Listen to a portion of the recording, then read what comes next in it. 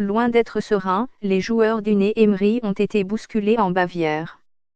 Menés 2-0 à la pause, ils ont été rassérénés par le but inscrit par leur prodige Kylian Mbappé, 18 ans. Mis en difficulté par la vivacité de Robert Lewandowski, Kingsley Coman et James Rodriguez, les Parisiens ont par ailleurs enregistré la sortie sur blessure de leur capitaine Thiago Silva, 33 ans.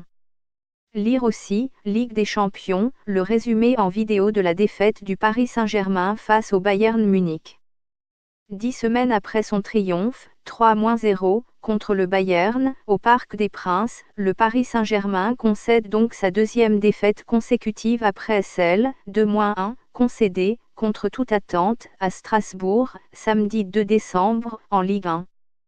Ce revers doit être appréhendé comme une piqûre de rappel mais ne doit guère camoufler le bon parcours de Neymar et consorts lors de cette phase de poule. Avec 5 victoires, dont des festivals offensifs, 5-0, 7-1, face aux Écossais du Celtic Glasgow, les Parisiens ont assumé leur rang de favoris tout en estomacant les observateurs. Auteur de 25 réalisations, le Paris Saint-Germain a notamment battu le record de buts inscrits au premier tour détenu, jusqu'alors, par le Borussia Dortmund, 21 banderilles plantées la saison passée.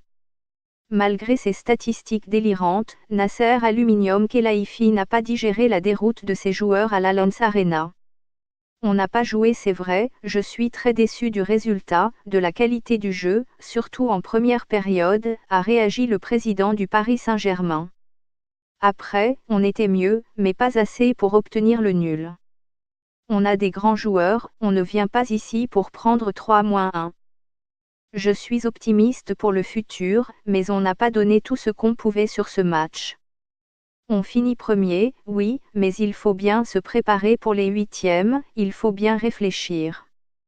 Lire aussi, Ligue des Champions, le Paris Saint-Germain s'incline, 3-1, face au Bayern mais conserve sa première place. Le 11 décembre, les Parisiens connaîtront l'identité de leur prochain adversaire à l'issue du tirage au sort des huitièmes de finale, programmé en février et mars. En tête de leur poule, ils sont déjà assurés d'éviter le FC Barcelone, premier du groupe D, leur bourreau à ce stade de l'épreuve, la saison passée. Mais ils pourraient retrouver les Espagnols du Real Madrid, double tenant du titre, les Italiens de la Juventus Turin, finalistes malheureux de la dernière édition, et les Anglais de Chelsea.